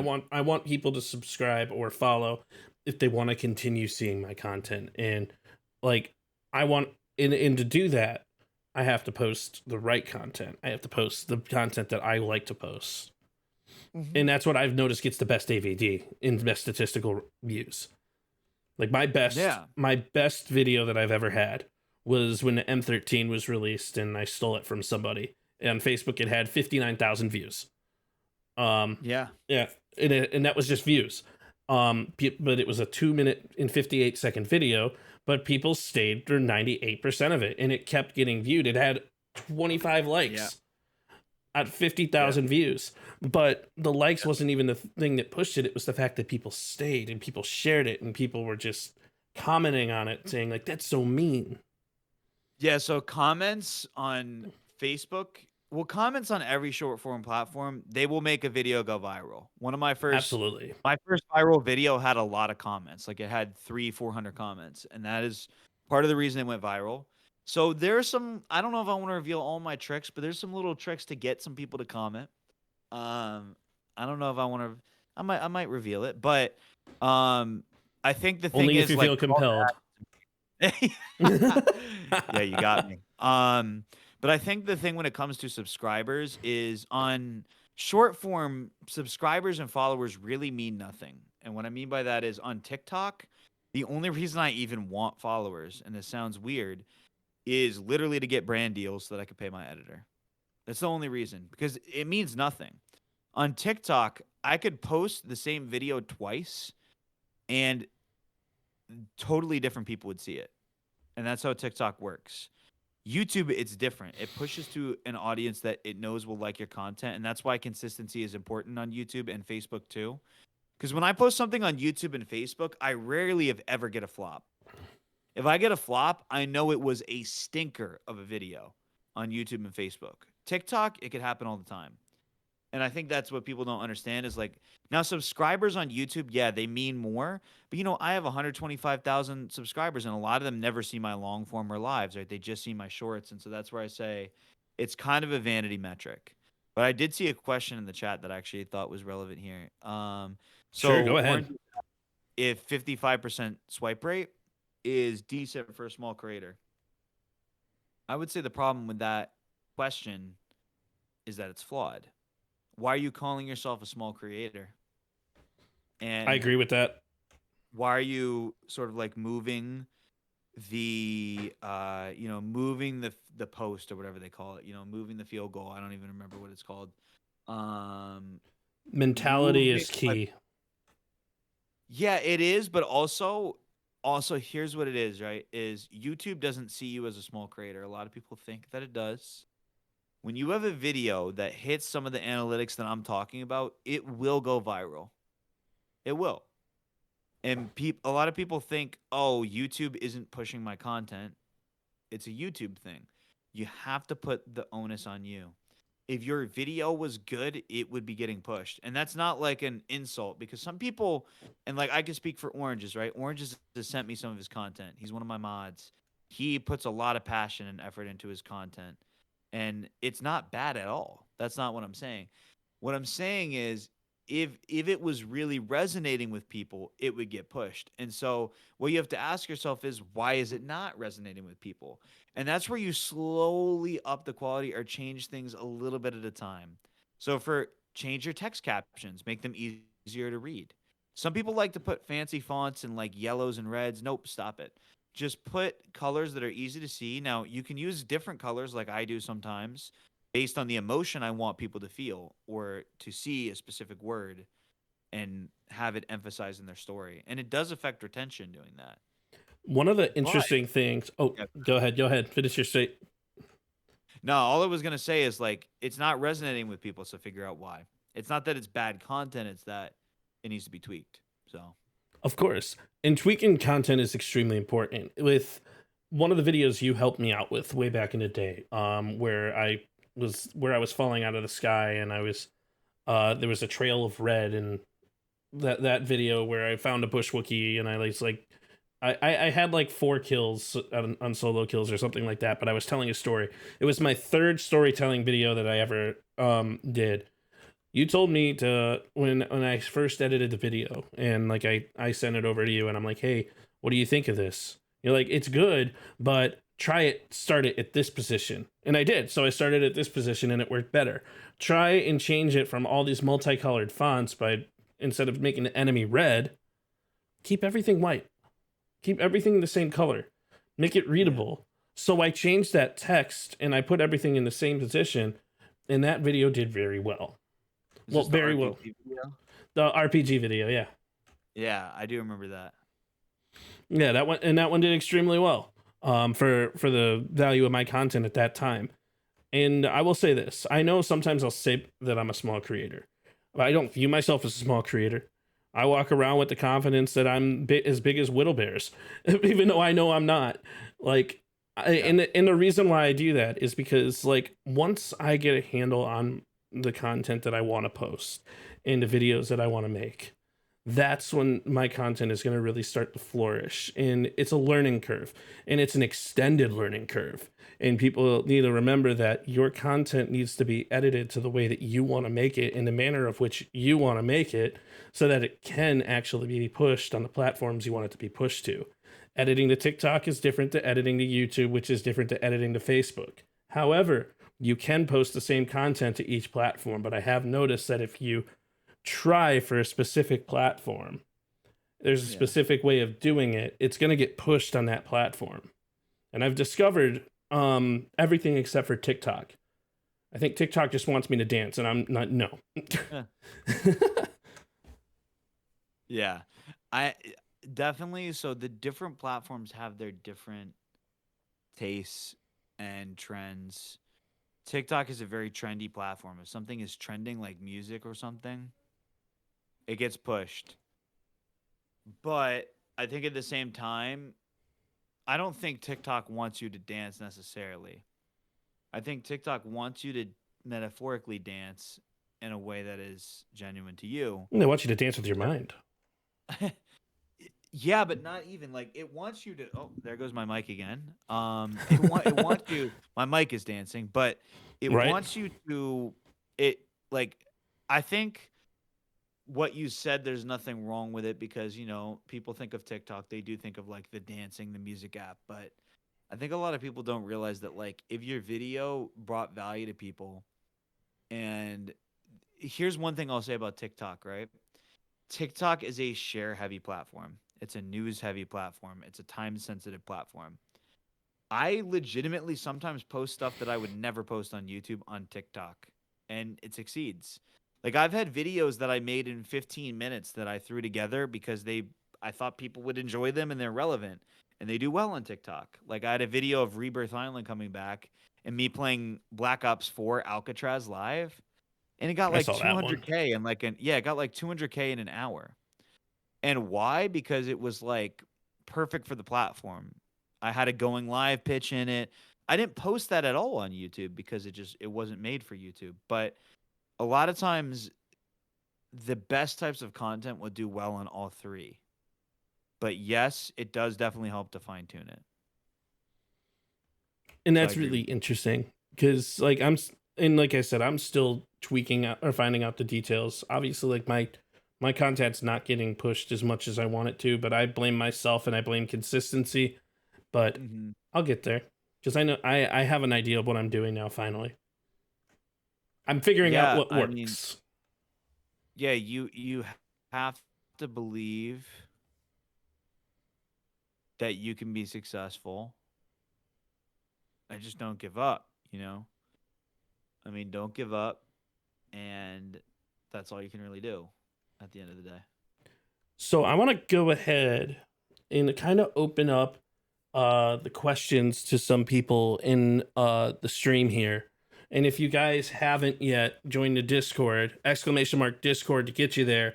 I have a Discord section, like a little channel in there for PSP podcast questions, which you could post your question in there as well. So if anybody from chat has anything they would like to ask Cpreds or I, feel free to like type it in chat, and we'll definitely try to we'll address it. We kind of wanna see what you guys want to ask. And Spreads, you can take it from your chat, you can take it from my chat, whichever one is there, or even if I'm not sure if people post in the Discord yet. I haven't looked Yep. because if I move from the Discord, then then I'm gonna take the focus off of you. I'll have to do that on my phone. Yeah, I can look for the questions. Oh no, there's a couple in there. Yeah. One of the ones that was asked was, what got you through the early days of content creation? Yeah, I mean, that's a great question. Zekro, I think what got me through was legitimately just passion. The early days of content creation, quote unquote, everybody has to go through them. You know, all of my close friends, like they had to go through the point where they weren't sure they were going to be successful. I mean, I think the thing that people don't realize is that that never goes away. Like content creation is not something you just succeed at and you're there.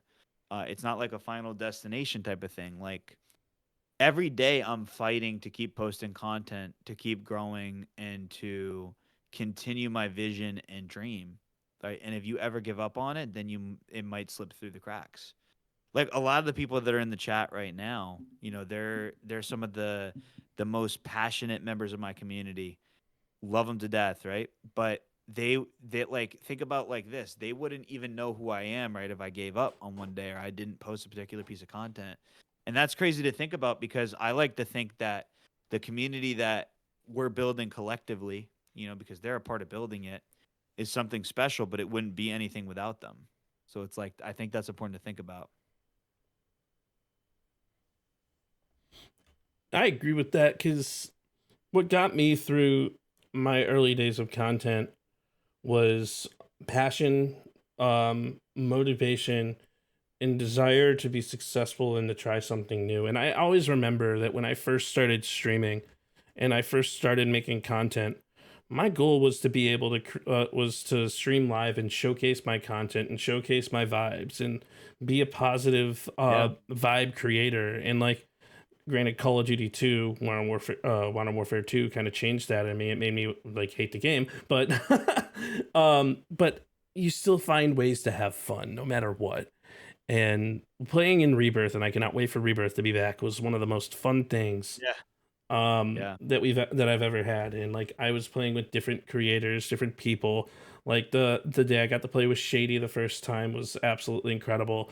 The day that I got to play with Bad Bear on there and like Steffi Yeah. and like some of these incredible like creators that are extremely good um Yeah. at what they do, and not just playing with other creators but playing with some of the people in my chat, like people coming in and saying, hey yo, I want to play. I'm like, okay, join the Discord, because everybody wants to play at some point. You can post and say, hey, Yeah. I'm hopping on Minecraft, hey, I'm hopping on Among Us, hey, I'm hopping on Party Animals, and someone will be there. And That's what I love about my Discord the is, and I community. think the mods that are in this chat will remember this conversation. I would hope so because I'm remembering it and I'm on 0 hours of sleep, so they got to be remembering it. But we were talking about how it's really cool how people have created like almost like a safe space to like get to know each other. And there's some people who they literally met by like playing in my customs. That's crazy to think about. You know what I mean? That's didn't imagine that. And so I think that is one of the coolest things of content creation is that people have that sense of community. Because for me, like, as a teacher, like, you're creating a community in the classroom. So for me, it gives like a sense of purpose and identity that I think is super important, for sure. So another question that was asked is, what impact, this is from Limes, what impact do you guys hope to have in people? Well, Yeah, I'll let you start with this one. yeah, I think it's twofold. I want people to find humor and enjoyment in gaming, the first impact. And the second one is just to realize that, like, they're a part of a larger story. And I think those are the two things. And I think people are having that impact, and I hope so. But the crazy thing about it is an impact is you won't always know the impact that you've had, and it's never done. So that's the two crazy things about having impact. The impact I hope to have is very simple. If I can make one person smile every single day, then my day is successful and I've done my job. And it doesn't matter if it's through my content, through my streaming, just through having an interaction every day. My main goal in life is, as a giver and as a person and an empath, is to make somebody smile. Also, Orange, I apologize that Botrix deleted your message. I don't know what's going on with that. I'll take a look at the settings later. So my apologies there. I know you were wrongfully timed out. But my goal as a creator is to make people smile. And if you come into my chat, some people are having a bad day, some people are having a good day. My goal is to make your day better, because every interaction that you have with somebody in some way, shape, or form is a way to be able to push positivity in some way, shape, or form. And even that small interaction that you have, even from a viewer to a creator, is going to make an impact on their day. And if I can make that positively, then I've done my job. That's the way I want to impact people. Yep. Yeah. Well said. And I love that question, because like it just takes me back to my roots of like what actually made me inspired to even create content in the first place. My content is made to make people laugh. It's meant to be so freaking stupid that it's the funniest thing ever. Except for my aces, because those are awesome. Yeah, no, I make funny faces all the time in mine. I think I did. I meant aces, like S&D, but faces too. Oh, you said aces. Yeah, you're good. No, faces too, though. I think that's a sleep deprivation talking, but yeah, man, I agree, 100%. We got another question here. Smash said, "When did you decide to stream?" Kind of by accident. It was just I wanted to play in a Z League tournament for Warzone. I was more of a competitor back then. Was climbing the ranks KD wise. I started at like a 0.2 because Call of Duty was my first FPS. I didn't even know how to hold a controller when Verdansk came out. I started playing Verdansk late, like a month or two after it came out. I loved it, by the way. I sucked at it. And so I was just grinding. Like, it was kind of like a hobby. Like, fantasy football was equally as important. At that time, going for a run was equally as important. And I just wanted to get better at that hobby. I'm super competitive. As obviously you could probably tell, because YouTubers kind of have to be competitive. And that was kind of like what it was, honestly. So, yeah. For me, when did I decide to stream? I decided to stream a year and a half ago after I was I'm trying to think of how to describe it, and I'm trying to think of with who. I was in a custom game, I believe, with Shady, and I was talking with a teammate. It wasn't with Shady, but the team said, "You're hilarious, dude. You should stream." And I'm like, I don't have anything to be able to even think about streaming. I'm like, Yeah. I had a laptop. I didn't even have a mic. When my first stream was one of the funniest things in the world. I plugged in a laptop to a monitor. I played on the monitor, and I had a laptop. I used the the laptop mic and a laptop camera inside of a gaming chair with a blue iridescent room, with an LED light, no ring light, no nothing. And like when I looked into the camera, I'm trying to look into the camera and look at the game. Like, so I'm looking this way, right? So and the game is over here. So I'm playing like literally like looking off to the left, but also looking into the game with the left of my eye, like trying to read chat on one monitor. In that, it That's was how one of the it funniest starts, things. That's how it starts, and people don't realize like now my setup is worth a lot of money, but it didn't start that way.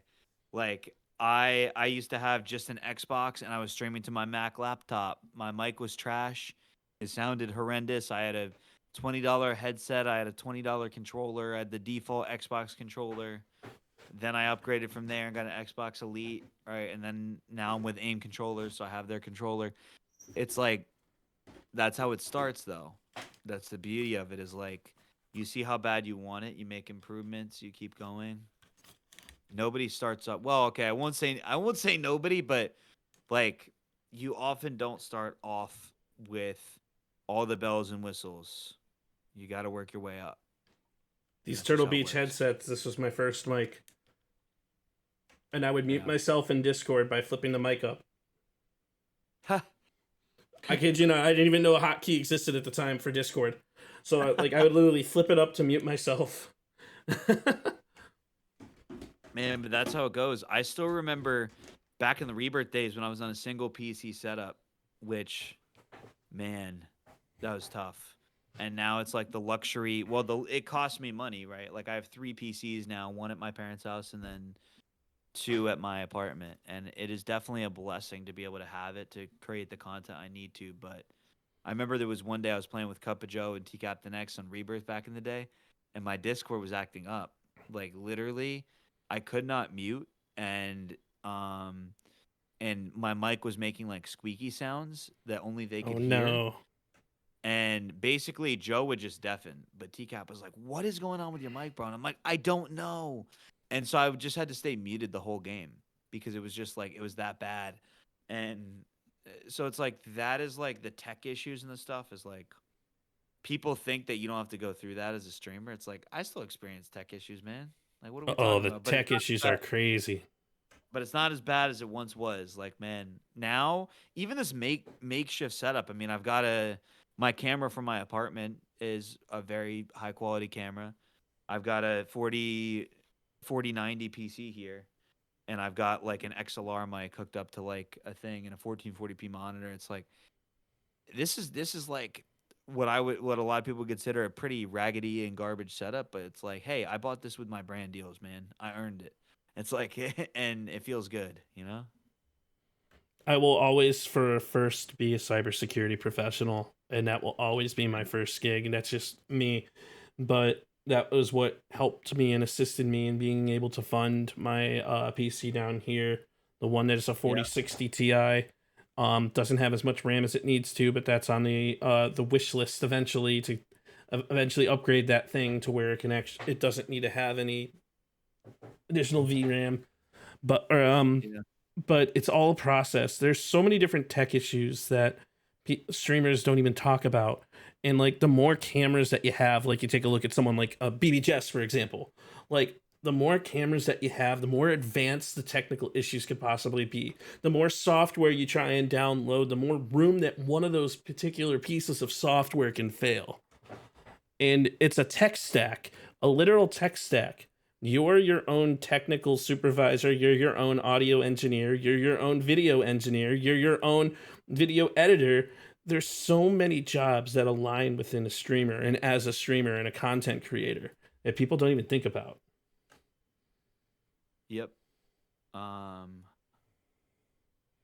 mean, I think about this, right? Without my manager on the brand deal side, without my thumbnail designer and my editor, my main editor, Jared, I'm fortunate enough that I can salary my thumbnail designer and my editor. And like, I've been with my thumbnail designer, Josh Soriano, for like over a year.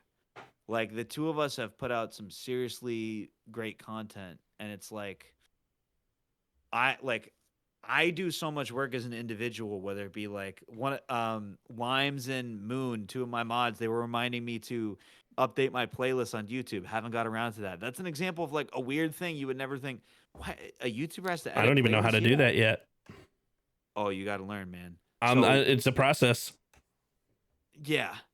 But at the end of the day, that's stuff that like that playlists aren't going to make your content necessarily better, right? It's just for people viewing it a little bit easier. And I think it's little stuff like that, or upgrading to a cam link, or doing a brand deal, or communicating with creators and collaborating. It's all stuff that like takes skill to learn.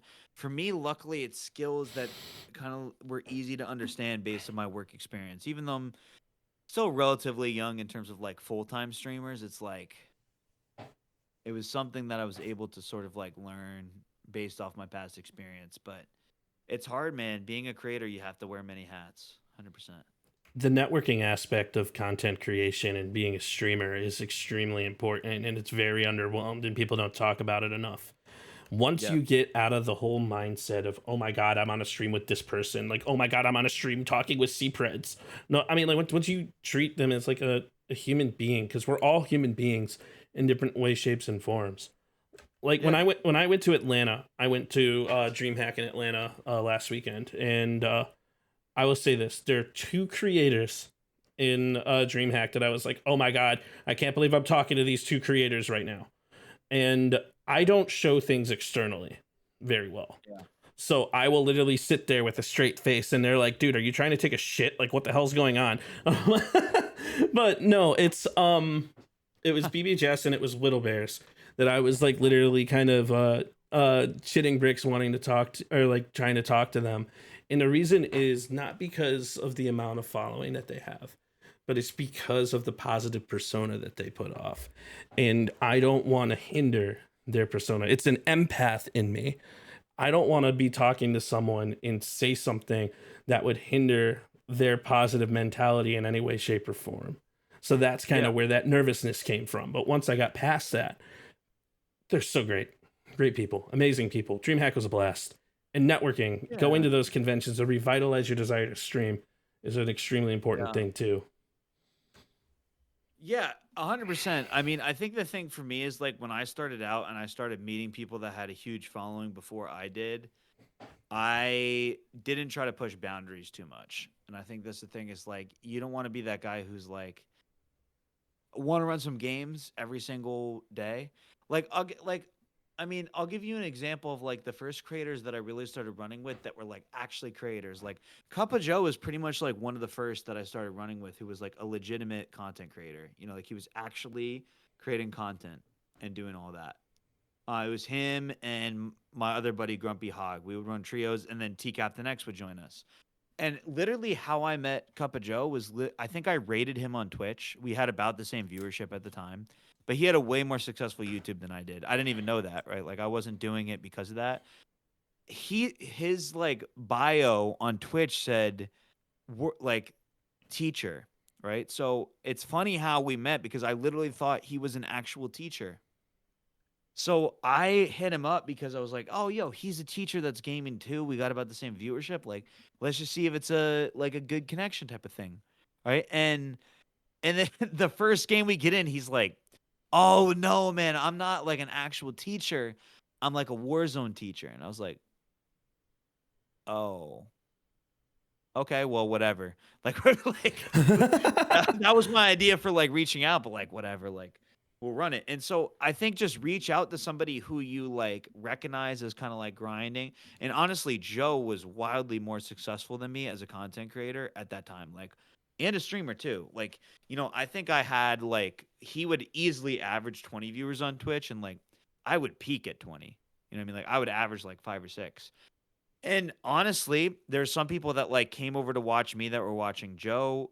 There's people that like are mods for me and also him. So it's kind of cool to see how our communities evolve, but also our friendship. Like he's one of the, like, just like I've met you in real life, I met Joe in real life. And so like he's a good friend of mine. And it's like the same thing with TCAP now, but it's like you just meet people organically, you know, like Shady, good friend of mine in the content creation space, but you just meet people organically. Sammy, love that dude like a brother. Text him all the time. Sammy's amazing.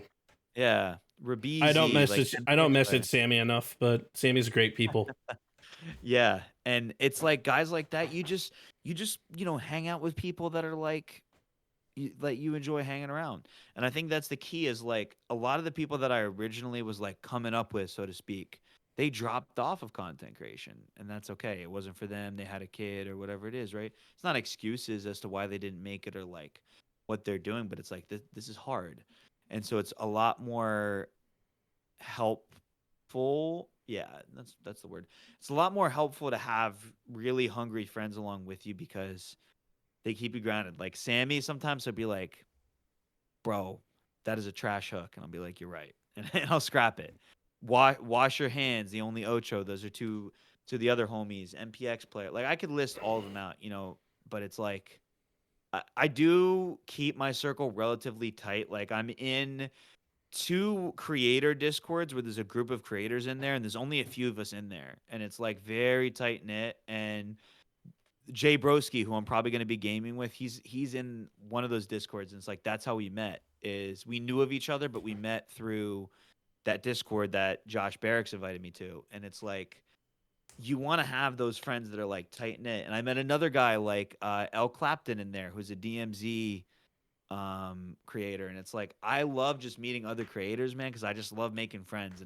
But like I am careful about who I reach out to. Like I'm acquainted with a lot of people, but like I'm not best friends with a lot of people.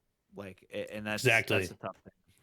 There are people that you can reach out with, but you have to remember that even though we put on a very friendly face as content creators, not everybody is your friend. Some people may want to be your friend. There might be people that you can make that connection with, but you have to keep a level head with everybody that you talk to. And not everybody is your friend, but keeping that close, tight knit group of people that you talk to is going to 100% help.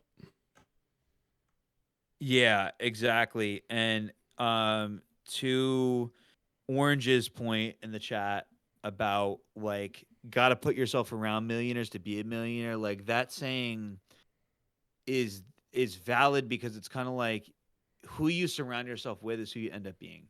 Like for me in real life, a lot of my friends are either from church or like school, right? Because it's like you meet when you have common interests. So for me, it wasn't like I didn't connect with anybody that I'm good friends now that like I text on a daily basis as in terms of content creators because it was like, yo, this dude's got like 300,000 followers. Let me befriend them.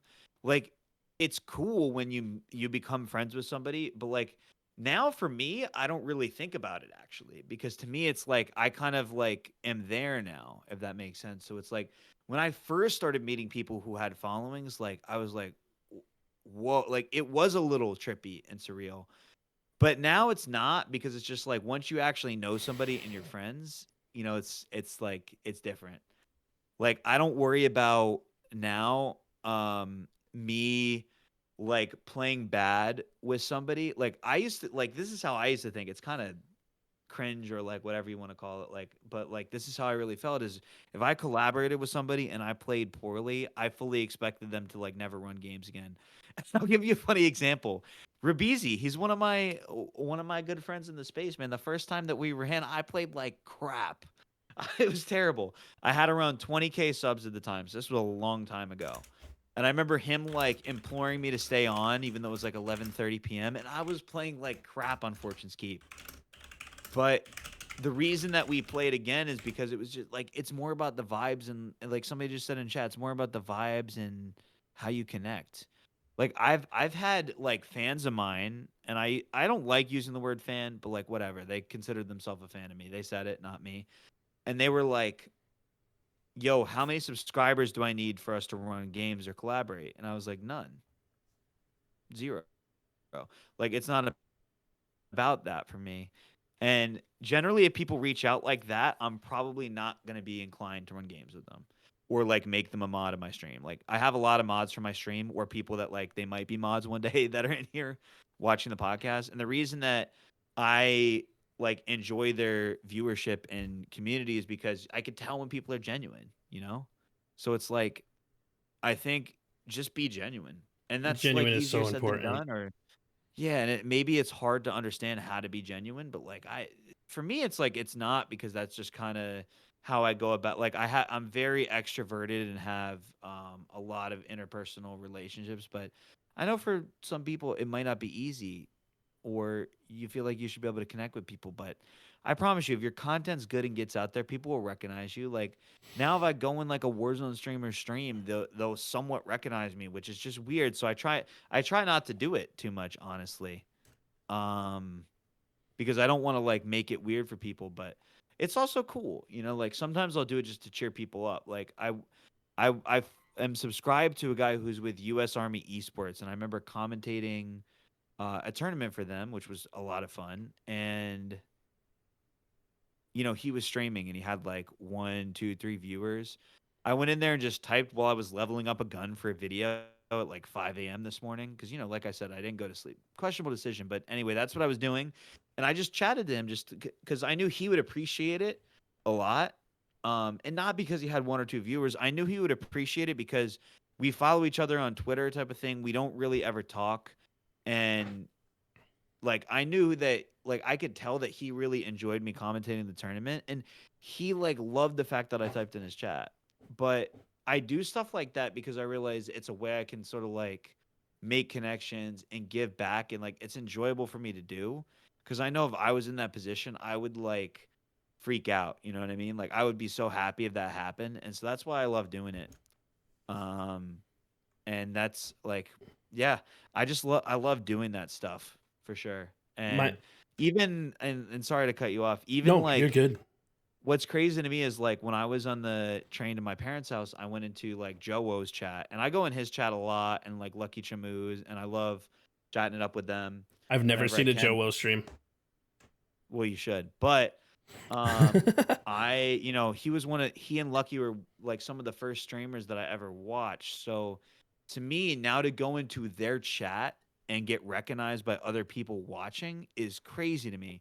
And of course, like there's a sense of like I share this because I think for a lot of creators, like maybe there's a sense of validation or like you peaked when something like that happens. And for me, like it is just so cool that like I had 0 followers, used to watch them play Warzone, and now it's like the fact that I know them on somewhat of a level is like so cool to me because I just like creating relationships with people, and it's like that's interesting to me. So go about it from that approach because people can feel out when it's not genuine, when you're just there to like gain subscribers off people.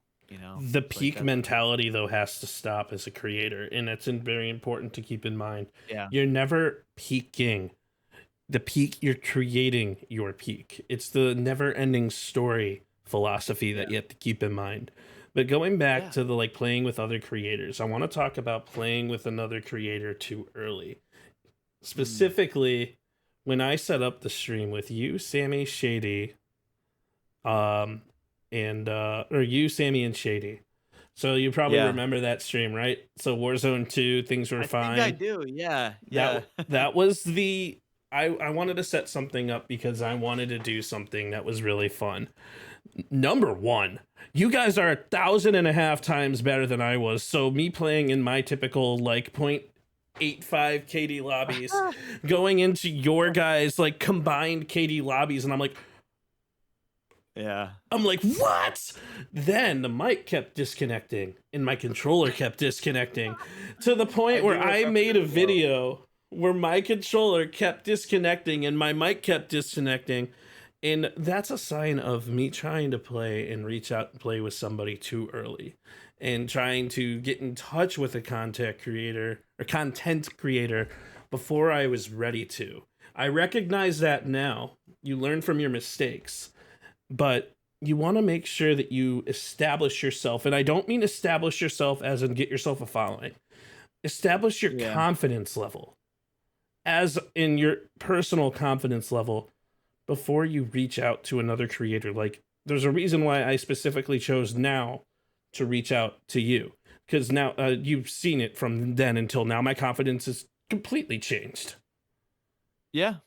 It's a different level, but establishing yourself. Yeah.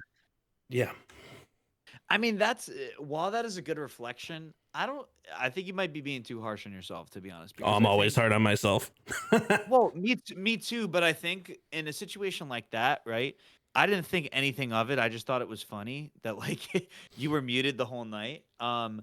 I think that's just a tech issue. I don't know if it has like I see your point, and I think yeah, some people will just reach out to people, right? And they want to run games like They when they want the have it clout. relatively new. Yeah.